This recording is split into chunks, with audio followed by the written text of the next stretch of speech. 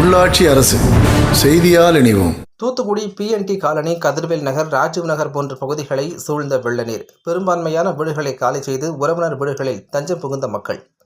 தூத்துக்குடி மாவட்டம் முழுவதும் கடந்த 3 நாட்களாகவே விட்டுவிட்டு சாரல் மழையும் கனமழையுமாக பெய்து வந்தது. இதனால் தாமிரபரணி ஆற்றில் வெள்ளப்பெருக்கு ஏற்பட்டது. தூத்துக்குடி மாநகர பகுதியில் தாழ்வான பகுதிகளில் மழைநீர் அதிக அளவு குளம் போல் தேங்கி காணப்பட்டது.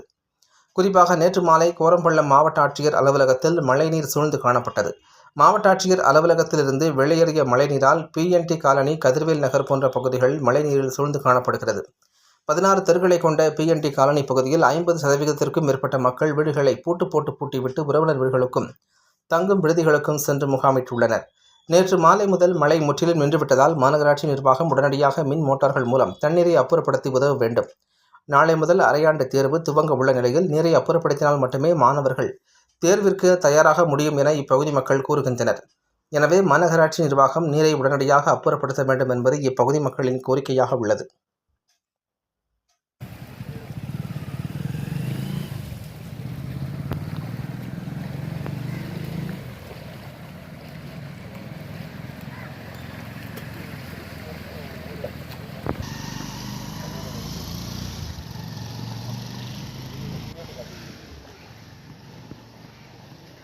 ஆள் கிடையாது. ஒரு நாளைக்கு போயிட்டாங்க.